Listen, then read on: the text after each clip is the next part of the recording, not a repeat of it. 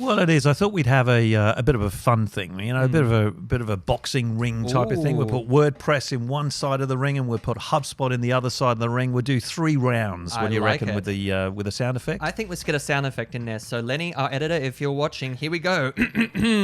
Ladies and gentlemen, welcome to the WordPress versus HubSpot competition of the decade for all the internet. Round 1.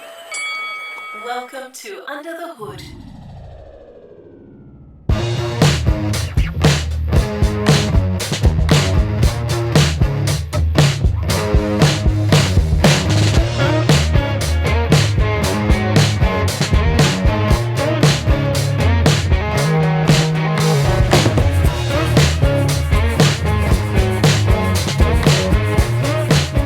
Welcome back to Under the Hood. Here we are, literally under the hood in the Bella Vista. The hood of the Bella Vista.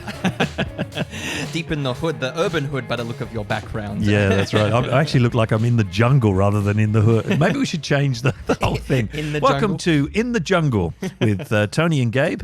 Yes, that is me, Gabe. That is Tony from Salted Stone. And thanks for joining us again, as we said, in the bowels of the Bella Vista Hotel. Yeah, I think under the hood of the Bella Vista sounds better because you told me off last time for saying in the bowels. I don't think it's very good for their advertising. Although I think, the views we got on that kind of disagree to that. So go look at that episode and see what we mean. I think that was the couple of episodes ago. But if you haven't joined us before, this is Under the Hood, the show for marketing and sales professionals to learn about all the latest techs and trend and upcoming tools that you can use within your professional job. Now, the actual premise of the show is we're going to pick a topic in a second and only talk 10 minutes that topic. We'll put a timer on. Tony's got the timer right there. He can see the time, I can't, so it's a bit unfair.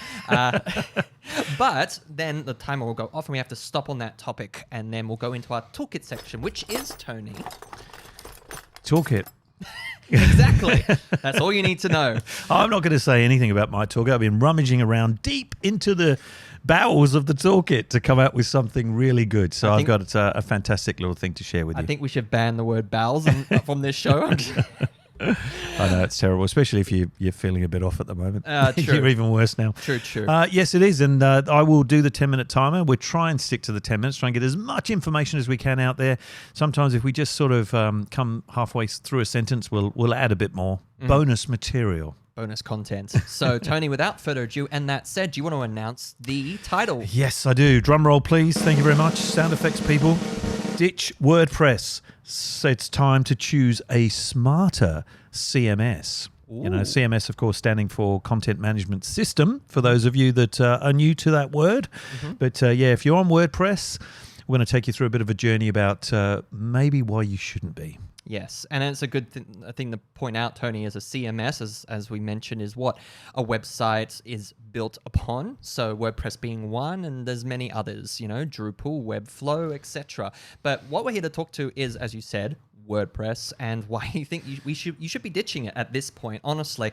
And this is not coming from any competitive standpoint necessarily. We work with a lot of different CMSs here at Salted Stone, but the key thing to note here is like all these points and problems that come up so regularly from an engine that powers 90% of websites on the internet these days. 90%. 90%, that's huge, isn't it? It's huge. Well, let me start the timer, shall I? Let's we'll do that. Dig in. Here we go. Okay, so the problems we talked about, and I was going to say, is complexity to build a WordPress website. It's still enormously hard. It's not a drag and drop solution. It's not simple to build one. It can take months and months. And you generally need a developer, don't you? Exactly. It's not something you can get your hands on with any of your crew, which is one of the big things that you really need from a website. To make it effective, it's not a standalone brochure anymore like it used to be in the 80s and 90s. Yeah, exactly. And then the other key thing to note off the back of that is that because you have multiple people working on it, the security vulnerabilities are huge for a WordPress website. I believe you have a stat about that. Funny enough, I do have a stat. A study conducted by Securities Hacked Website Report. Sounds like an interesting bit of reading there, isn't it? Oh, it sounds like a dream. Securities Hacked Website Report. Love it. WordPress accounted for 94% of all hacked CMS platforms in 2019. 94% of all the errors and issues were WordPress. Wow. So if you have your WordPress website built, you might be one of those. And they could be minimal. They could be as worse as somebody getting into your blog and deleting something, or your whole website could have been compromised. And especially those who have a lot of security built-in issues around their website for things like telehealth and stuff, it's a huge risk. Huge risk.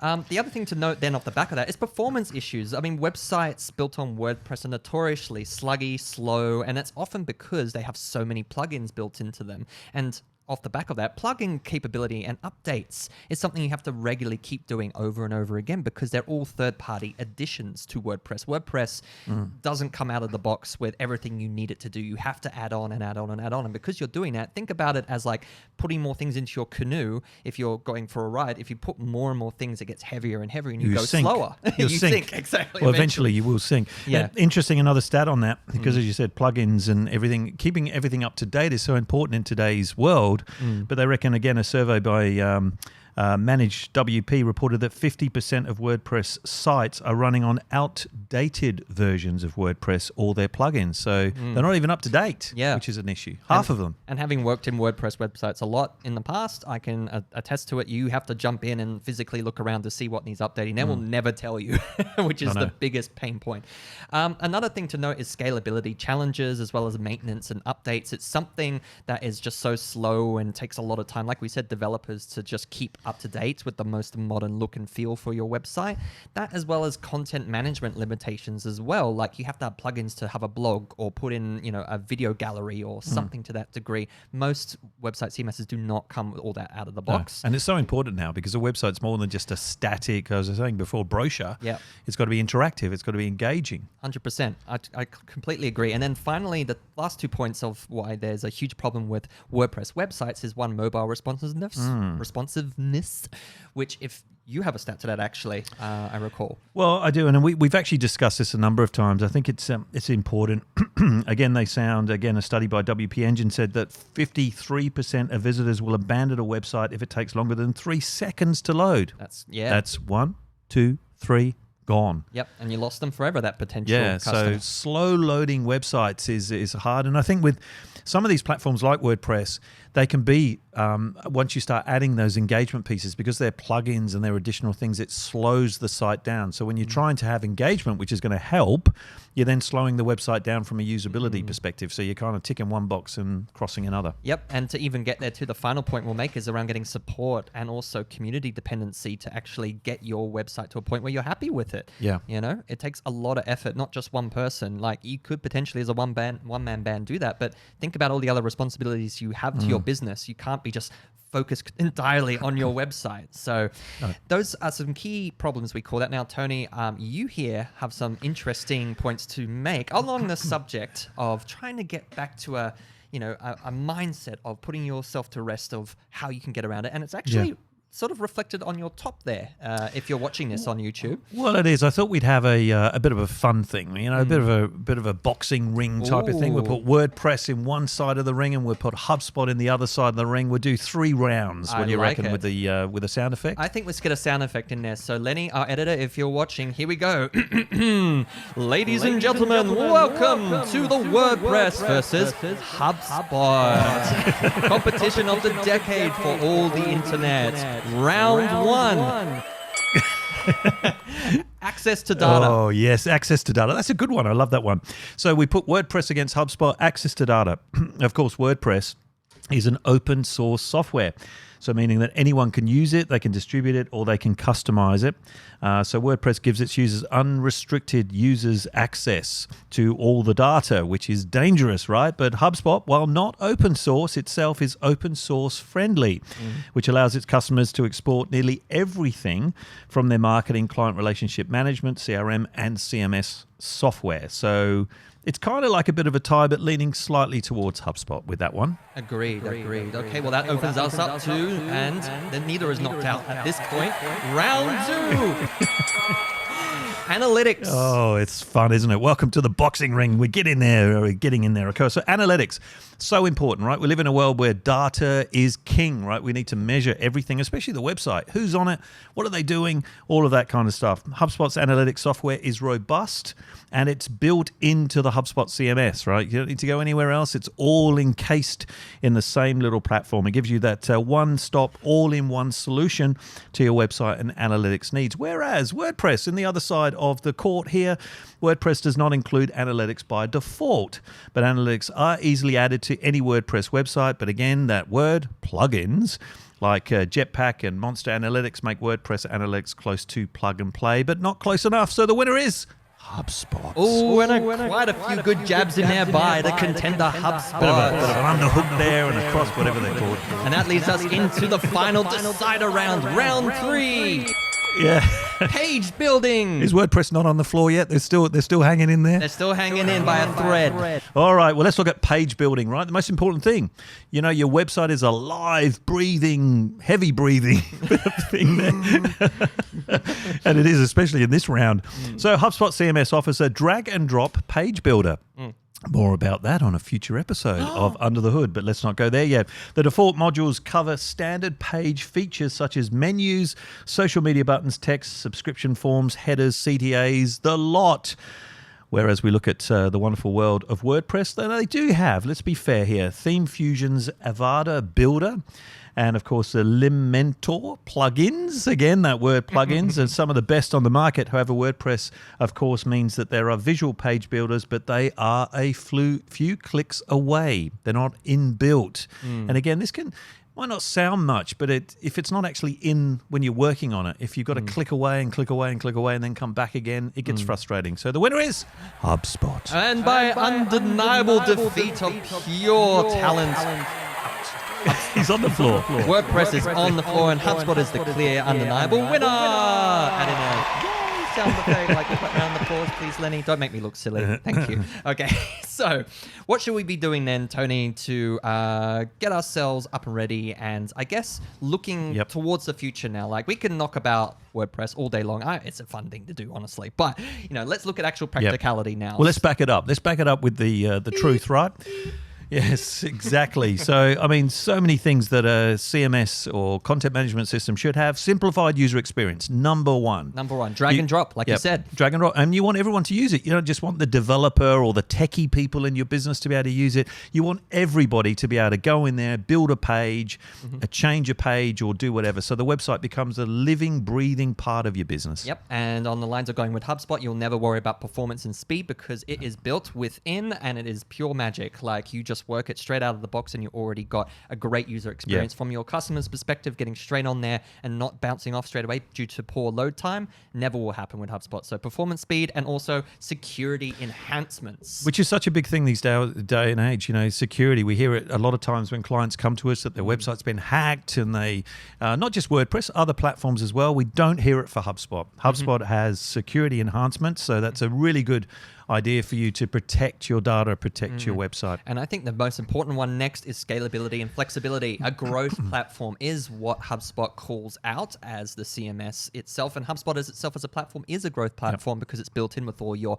marketing, sales, service, operations, all in one place. So hence why as you grow, your website and CMS can grow with it. Yeah, and I suppose it's the difference between having a core platform and then just plugging in and plugging in and plugging in.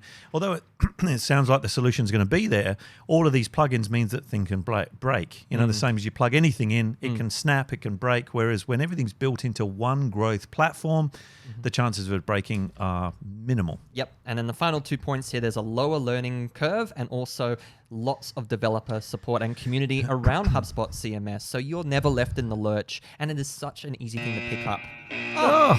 There we go. Perfect timing. Anyone would have thought we'd actually rehearse this, but we never do, by the way. This is all live. If you think we're just so professional that we've rehearsed it time and time again. There is a script. So give us that. There is a script. But that's right. Yeah, we often... But we never stick to it.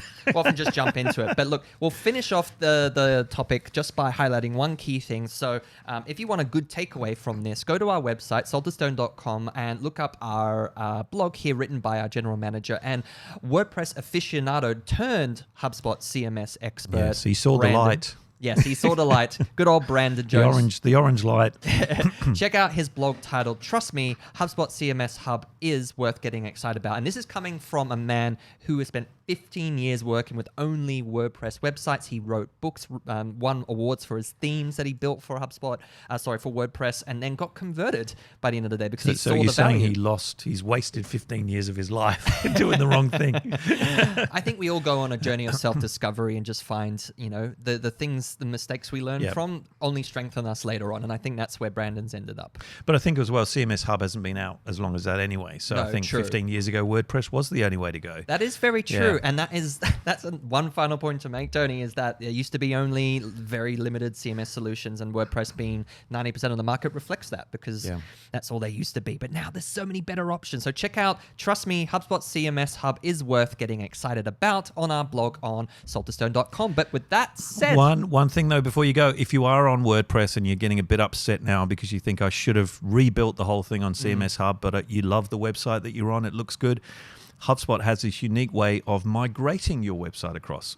So all you need to get in contact with us. You can take your existing website from WordPress and it magically appears on HubSpot. Yes. Well, yeah, with some effort. Not magically, but... With that well, it's said, magic to me because I don't know the technical side. I just magically see it happen. Gabe's behind the scenes pulling all the levers and everything. But to me, it just looks seamless. This is the wordplay coming from a man who doesn't get into the nuts and bolts of every day. But that's fair enough. He doesn't have to. But with that said, we do want to get into nuts and bolts of...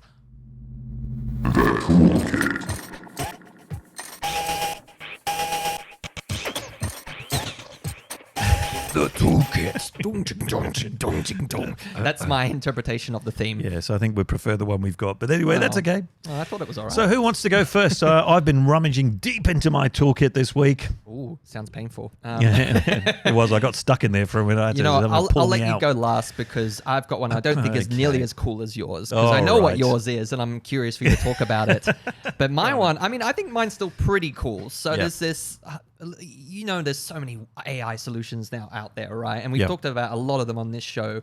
Often you can feel a bit overwhelmed by what might be a good suit for you for your needs. Well, now there is a platform which is basically a search engine called the warehouse.ai, all right? Go to the warehouse.ai and you can search in whatever you're after a certain AI platform to do. So if you want it to, say, build a website for you, type in website, it'll come up with the most efficient or best aligned AI platforms that will do so. Or build me a video or write me a blog, whatever it might be. It'll basically come up with the best solutions for you from an AI platform standpoint, and then you can select them like a little click and collect, I'll try that one, I'll try that one. So it'll actually find for you. It's almost like an AI search engine in a way. Is it going to find you the AI solution rather than the thousands that are out there that we hear all the time, like even Midjourney versus Dolly, plus there's a whole bunch of others. Look, I think that's the goal. It's not perfect as a platform. Obviously, it's kind of more an independent add-on kind of thing, but I think it's growing steadily to be that envisioned, full search engine. And there's already a few others like that out here, but I noted this one as being a pretty good one in terms of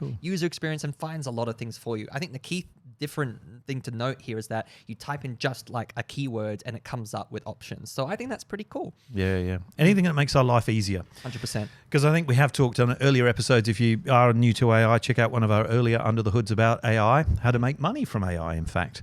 Because there's so many AI platforms out there. It's almost like I was talking the other day at an event on a panel about AI, and it's kind of like my last takeaway was, think of it like the days of when we had Betamax and VHS and then came DVD, and we don't even use DVD anymore.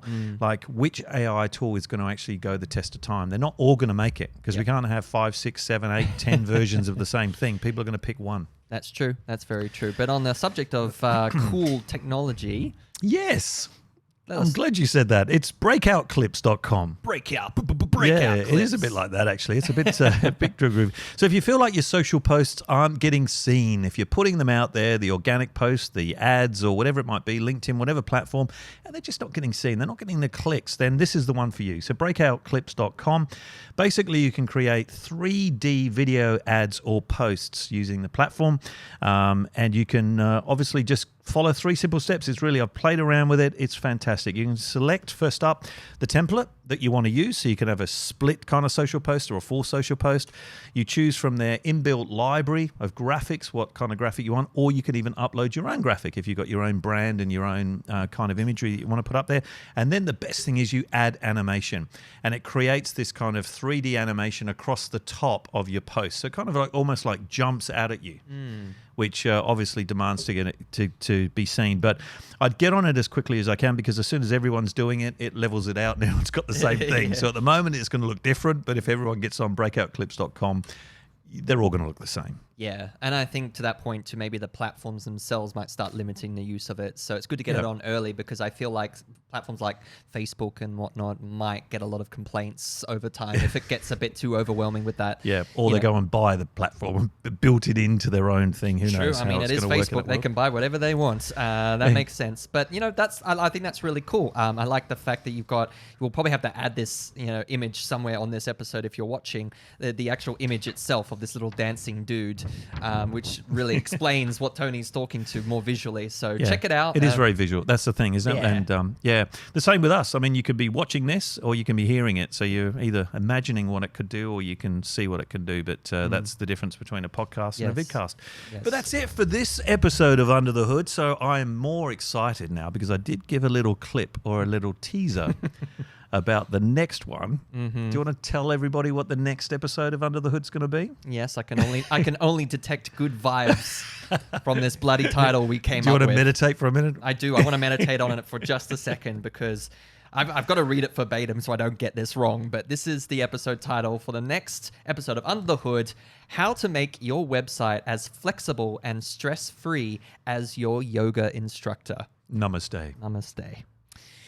And that's it for this episode of Under the Hood. I don't know what exactly this is, but it was fun. So I appreciate all of you for listening. As always, leave a comment. Make sure to subscribe. Hey, if you're watching on YouTube or SoundCloud.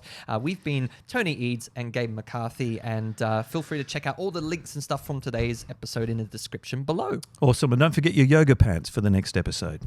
Yep. Get on your Uggies. Get your nice herbal tea. Sit back and enjoy. Yeah, lay down on the mat. Yeah.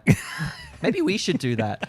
Maybe we should just be in downward dog the whole episode. Oh, my goodness. No? Have you tried one of those? It's not I can get into the downward dog. I just can't get out of it. Oh, gosh. Well, yes. I often have the aspirations of doing yoga, but find the sleep in to be just as relaxing. So, yeah, that's it. Thank you for joining us. We'll catch you in the next episode.